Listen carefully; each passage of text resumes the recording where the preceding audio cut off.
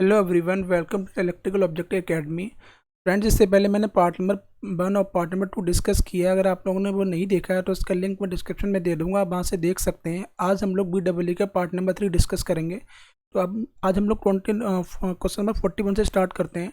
तो the value of current at resonance in A series RLC circuit is affected by the value of. Friends, आपसे पूछा गया है जो करंट की वैल्यू होती है रेजोनेंस की कंडीशन में वो किससे इफेक्ट होती है। तो फ्रेंड, जो रेजोनेंस की कंडीशन में क्या होता है, इंडक्टिव रिएक्टेंस और कैपेसिटिव रिएक्टेंस दोनों इक्वल हो जाते हैं। मींस जो इम्पीडेंस अगर मैं लिखूं तो Z equal to R plus j XL minus XC, ये फार्मूला होता है। ठीक है, यहाँ पे मैंने क्या बताया था, अभी जो इंडक्टिव रिएक्टेंस होता है वो कैपेसिटिव रिएक्टेंस से इक्वल हो जाता है। मीन्स तो सर्किट में केवल क्या बचता है, Z इक्वल टू R। तो जो करंट की वैल्यू होगी I equal to V upon R, में जो करंट की वैल्यू है वो रजिस्टेंस से इफेक्ट हो रही है। तो ऑप्शन नंबर हमारा जो ए है वो करेक्ट हो जाएगा। Question number 42, power factor of A parallel RLC circuit at resonance. तो फ्रेंड्स, अभी मैंने बताया था कि रेजोनेंस की कंडीशन में जो हमारा XL होता है वो XC के बराबर हो जाता है। मीन्स जो Z है वो इक्वल टू R हो जाता है, इम्पीडेंस जो रेजिस्टेंस के बराबर हो जाता है। तो यहाँ से अगर मैं cos फाई निकालूँ तो cos phi equal to R upon Z। तो फ्रेंड्स, यहाँ से जो पावर फैक्टर की वैल्यू है यूनिटी आ जाएगी। तो ऑप्शन नंबर हमारा जो ए है वो करेक्ट हो जाएगा। Question number 43, in RLC circuit the current at resonance is. तो फ्रेंड, जो करंट की वैल्यू होती है वो मैक्सिमम होती है सीरीज रेजोनेंस में और मिनिमम होती है पैरेलल रेजोनेंस में। तो ऑप्शन नंबर हमारा जो बी है वो करेक्ट हो जाएगा।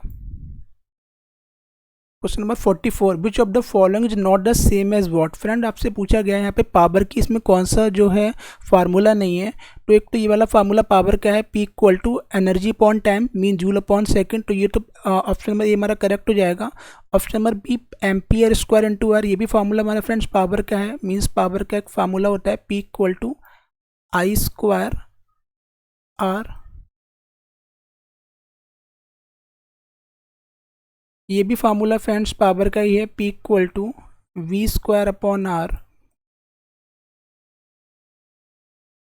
तो फ्रेंड्स, जो बोल्ट अपॉन एम्पियर है ये हमारा फार्मूला पावर का नहीं होता है। मीन ऑप्शन नंबर हमारा जो डी है वो करेक्ट हो जाएगा। Question number 45, a linear circuit is one whose parameter. तो फ्रेंड्स, आपसे पूछा गया है कि लीनियर सर्किट कौन से होते हैं। फ्रेंड्स, लीनियर सर्किट वो होते हैं जिनके पैरामीटर जो चेंज नहीं होते हैं विद वोल्टेज एंड करंट के साथ। तो ऑप्शन नंबर जो सी है वो करेक्ट हो जाएगा। Question number 46, when and resistance each of value R connected in parallel then the resistance is X. When these and resistance are connected in series total resistance is. Friends, इसमें पूछा गया है कि हमारे पास एन रेजिस्टेंस के जिनकी value are थी और हमने उनको पैरेलल में कनेक्ट किया है, तो हमारा जो रिजल्टेंट रेजिस्टेंस है वो एक्स आया है। तो फ्रेंड्स, हम लोग इसको क्या लिख सकते हैं, X equal to R upon N. यहाँ से मैं क्या लिख सकता हूँ, यहाँ से मैं लिख सकता हूँ R equal to N into X.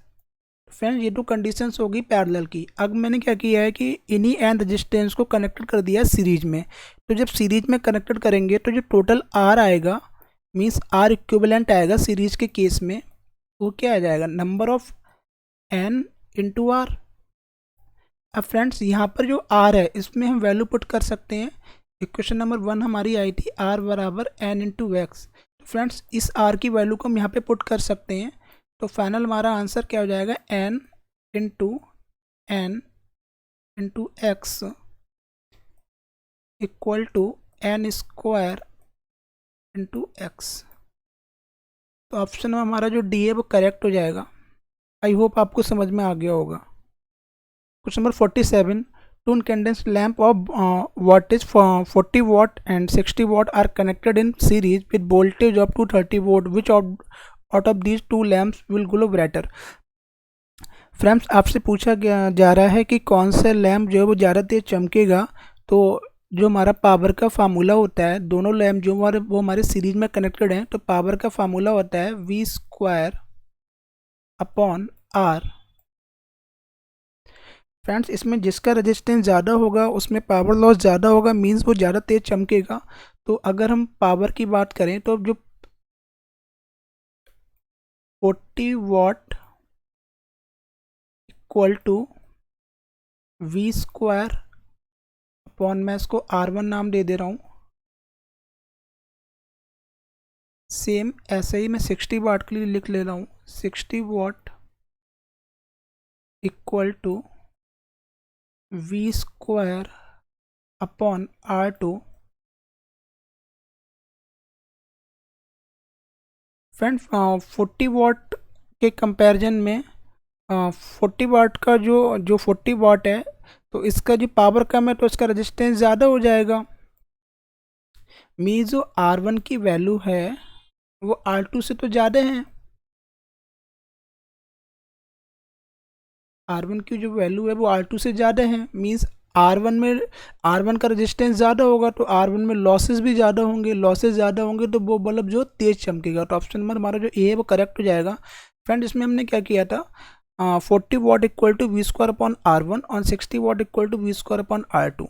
तो R1 का रेजिस्टेंस हमारा ज़्यादा होगा R2 के कंपैरिजन में, बिकॉज R1 की जो रेटिंग है वो 40 वाट है और R2 की जो रेटिंग है वो 60 वाट है। इसका मतलब R1 का रेजिस्टेंस ज़्यादा है इन कंपैरिजन टू R2। तो इसका मतलब R1 में लॉसेस ज़्यादा होंगे तो वो बल्ब ज़्यादा तेज चमकेगा। Question number 48, which of the following statement is true about the resistance of a conductor. Friends, इसमें आपसे पूछा गया है कि रेजिस्टेंस, जो कंडक्टर का रेजिस्टेंस होता है उसमें इसमें से कौन सा ऑप्शन उसमें से ठीक है। तो resistance of a conductor does not depend upon length. Option number A हमारा रॉन्ग हो जाएगा, क्योंकि रेजिस्टेंस जो होता है वो लेंथ पे डिपेंड करता है।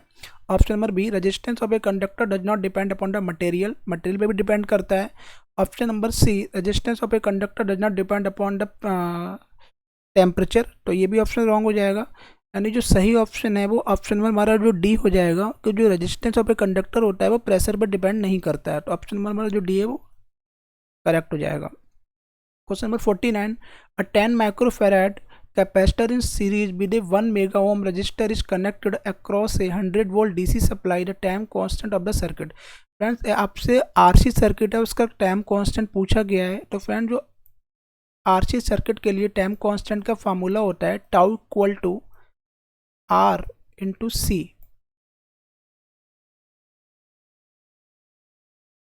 जो रेजिस्टेंस आपको दे रखा है 1 मेगा ओम, तो हम इसको ओम में कन्वर्ट कर सकते हैं। 1 इंटू 10 की पावर 6, 1 इंटू 10 की पावर 6 मल्टीप्लाई बाई, और जो कैपेसिटेंस हमें दे रखा है वो 10 माइक्रो फैराड है, तो इसको भी हम फैराड में चेंज कर लेते हैं। 10 इंटू 10 की power -6।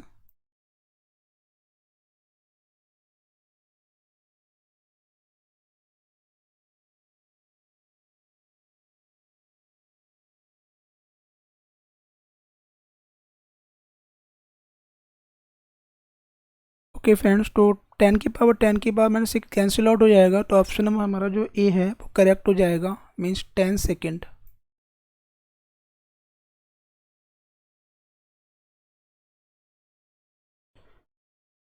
Question number 50, determine the reluctance of a coil when the flux through the coil is 25 weber and the value of produce MMF is 50 ampere. Friends, आपसे रिलक्टेंस की वैल्यू जो है पूछी गई है। तो फ्रेंड्स, रिलक्टेंस एमएमएफ और फ्लक्स में रिलेशन होता है S equal to MMF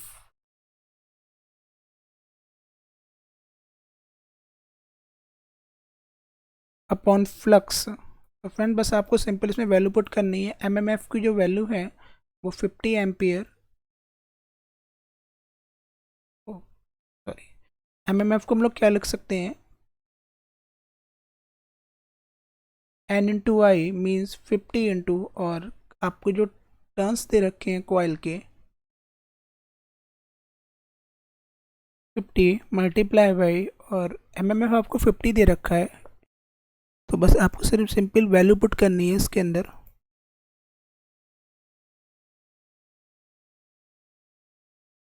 50 divide by flux की value 25,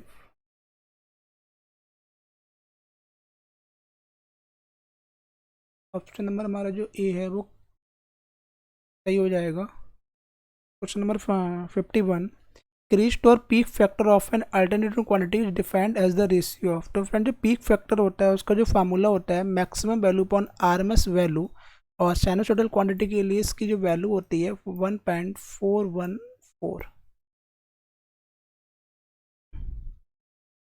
question number 52, a series RLC circuit has a resonance frequency of 175 kilohertz and Q equal to 50, find the bandwidth of the circuit. Friends आपको bandwidth निकालनी है, तो bandwidth का जो formula होता है, bandwidth को हम लोग लिख सकते हैं bandwidth equal to resonance frequency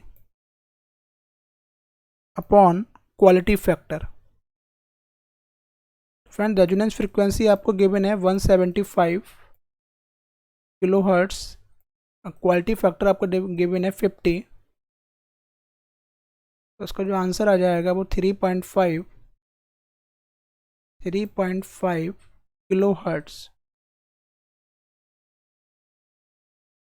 तो ऑप्शन नंबर हमारा जो डी है वो करेक्ट हो जाएगा। Question number 53, in a three phase system the relation V L equal to V P H applicable to. Friends आपसे पूछा गया है कि थ्री फेज सिस्टम में जो line voltage equal two phase voltage है ये किसके लिए एप्लीकेबल है। तो फ्रेंड्स ये एप्लीकेबल है डेल्टा कनेक्टेड लोड के लिए।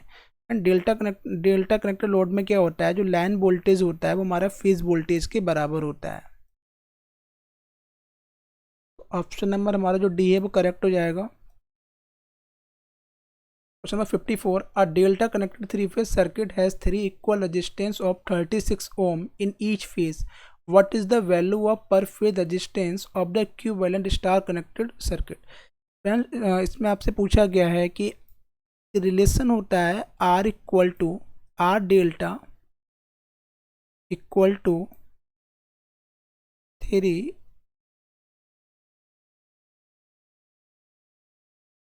Are star. एंड यहाँ से आपसे पूछा गया अगर मैं स्टार में कनेक्शन कर दूं तो इक्विवेलेंट रेजिस्टेंस मेरा क्या होगा, तो आर डेल्टा इक्वल टू हो जाएगा, आर स्टार इक्वल टू हो जाएगा R delta divide by 3, means R delta की आपकी वैल्यू गिवन है 36 अपॉन 3 इक्वल टू 12। तो ऑप्शन नंबर हमारा जो ए है वो करेक्ट हो जाएगा।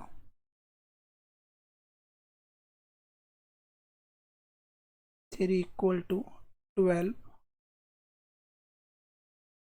ऑप्शन नंबर जो ए है वो सही हो जाएगा इसमें।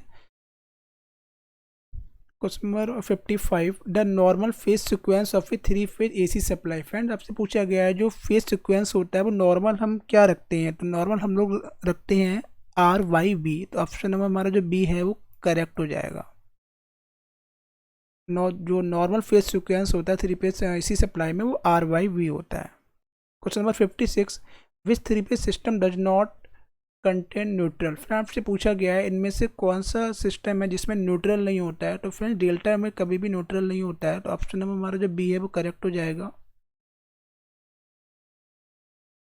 Question number 57, an inductor store energy in what form. आपसे पूछा गया है कि जो इंडक्टर होता है वो कौन सी फॉर्म में एनर्जी को स्टोर करता है, तो फ्रेंड्स इंडक्टर जो होता है वो ऑलवेज मैग्नेटिक फील्ड में चार्ज होता है, मीन्स ऑप्शन नंबर हमारा जो ए है वो सही हो जाएगा, एनर्जी को स्टोर करता है और मैग्नेटिक फील्ड में करता है। Question number 58, the bandwidth of an AC series circuit consisting of R L and C. Friend जो बैंडविड्थ होगी एसी सीरीज सर्किट में जिसमें आर एल एंड सी होंगी, तो उसका जो फार्मूला होता है बैंडविड्थ का, बैंडविड्थ इक्वल टू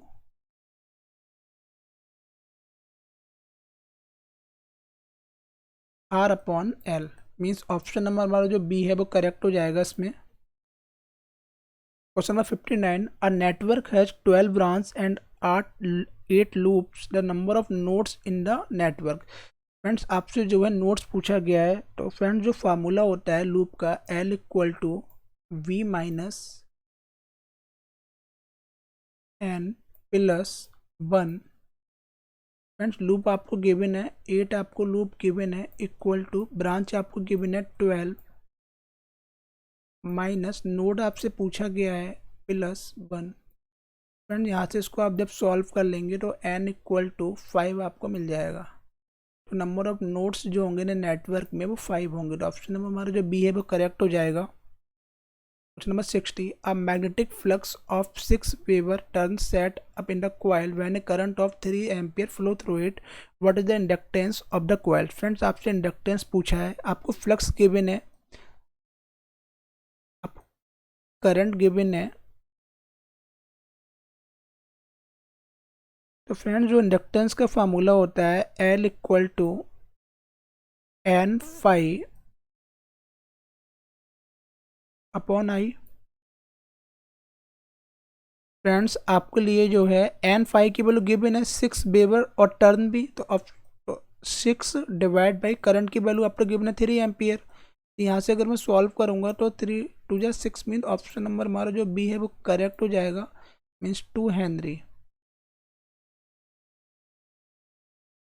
तो फ्रेंड्स ये 60 क्वेश्चंस थे। आई होप आपको अच्छे लगे होंगे। अगर आपको वीडियो अच्छी लगी है तो चैनल को लाइक करें, शेयर करें, सब्सक्राइब करें। और फ्रेंड्स बहुत जल्दी हम लोग पार्ट नंबर जो है 4 डिस्कस करेंगे। Okay, thank you.